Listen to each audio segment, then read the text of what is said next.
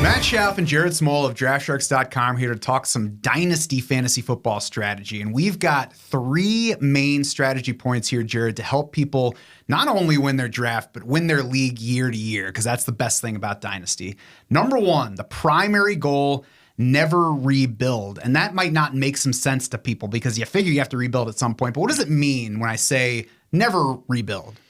I mean, you don't need to be selling out and saying, I'm going to win 3 years down the road, right? There are ways, and we'll get into them. There are techniques and strategies you can use. So your team is always competing. It is possible. It starts in your startup draft, right? That's so huge in Dynasty. That's when you initially compile your roster. Number 1 piece of advice we give people in startup drafts, be flexible, right? You want to have some type of idea of how you want to build your Dynasty team as you go into these startup drafts, but you also don't want to be so rigid that you can't react when value presents itself in these startup drafts.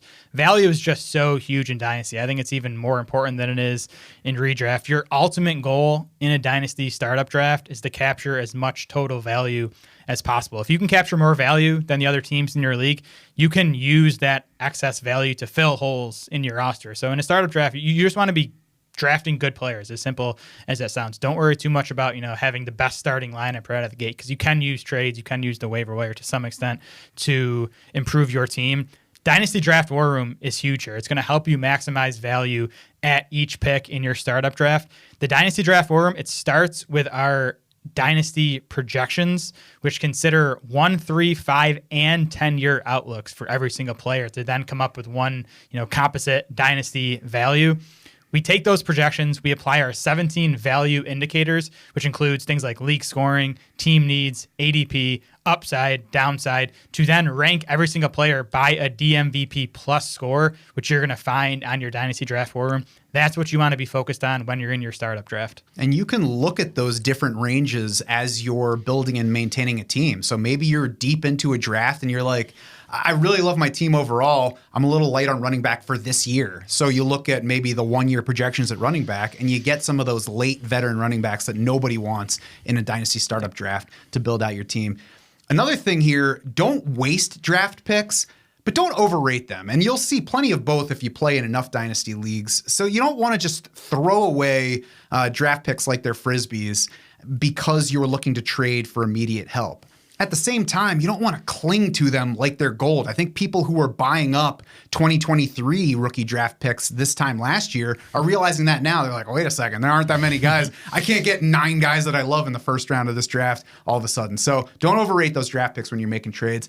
Next one is don't lie to yourself about your chances. Now, I started this by saying never rebuild, Jared. That doesn't mean stubbornly never rebuild. If you get to a point where your team's in trouble, you need to realize that you need to make some more drastic changes.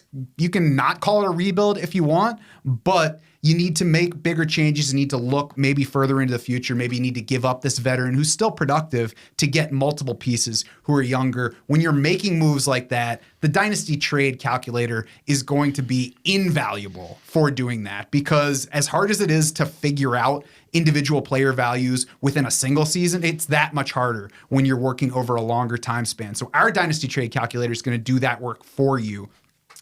It is the only one that factors in, as Jared mentioned, 1, 3, 5, and 10-year player projections. And it will also show you how this trade that you're about to try to make is going to impact not only your team right now, but your team into the future. You can see that value that you're adding. You can see what you have coming up. Number 2, our second main point here, Jared, is to tailor your strategy in Dynasty by position. And how can we do that by the positions? Yeah, this is so huge in Dynasty to understand how each position evolves, what these aging curves look like, what these retirement timelines look like at each position. We've done that work for you. We've looked at the past 10, 15 years of data to see how running backs evolve, when they peak, when they start to decline, how that changes across positions. So going by position here, running backs, get in early.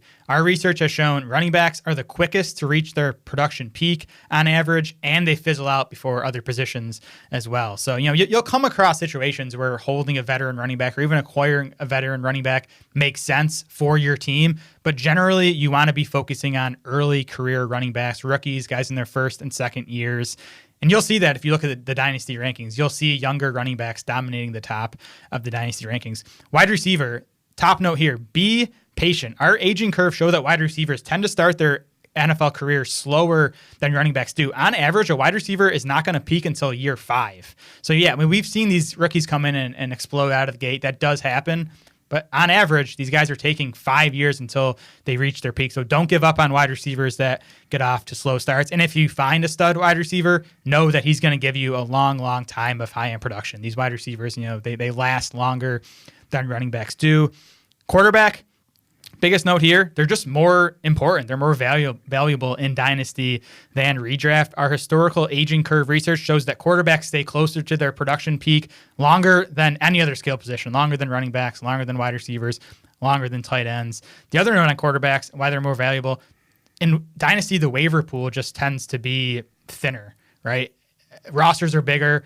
In a lot of Dynasty leagues, all 32 starting quarterbacks are rostered. So just having one that you can count on week in, week out is super important because you're not going to be able to stream quarterback like you do in a redraft league. Yeah, it doesn't necessarily mean you have to get your quarterback early, but if you do find that quarterback that is an answer for a long time, it's just one position you don't have to worry about. Yep. Another point, don't ignore NFL draft capital. And, we like to have our favorite players going in, and sometimes we stick to those too hard even after the NFL draft happens. So if somebody that you love lasts until round 4 of the NFL draft and somebody that you didn't like goes early in round 2, don't just say, well, the NFL's stupid and I'm right, because sometimes you'll win out. More often than not, you're going to be wrong. And it's not just about who's wrong or right on the player evaluation. It's about the earlier you get drafted, the more likely you are to get opportunities. So don't ignore NFL draft capital just because you love a player. Don't overrate current situation, regardless of NFL draft capital. Jared, there's no better example here than Jonathan Taylor versus Clyde Edwards-Helaire. I think almost all of us liked Jonathan Taylor better than CEH when they were entering the league as prospects. And then all of a sudden the Chiefs drafted CEH at the end of round 1. Jonathan Taylor and everybody else went in round 2. And we're all like, well, tough to find a better landing spot than Kansas City. I guess I'm going to have Clyde Edwards-Helaire. We all know how that's going right now. So don't overrate that situation if you just like a player that much better.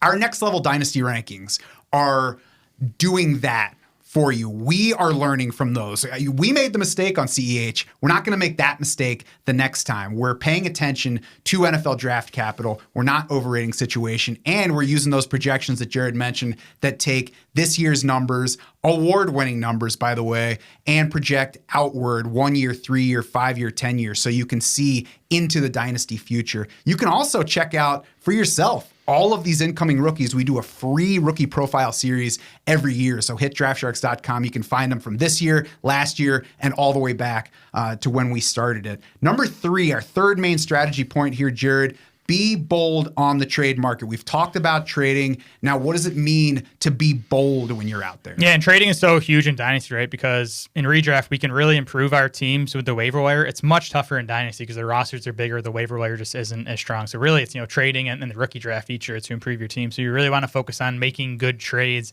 in Dynasty. A few tips and tricks. Don't be afraid to sell early in Dynasty. And this can be tricky, right? Because no one knows for sure when a player, when his cliff's going to come, when he's going to, drop off, when he's going to decline. We do have our aging curves. We do have our dynasty projections that can certainly help you guesstimate when that's going to happen, but we don't know for sure.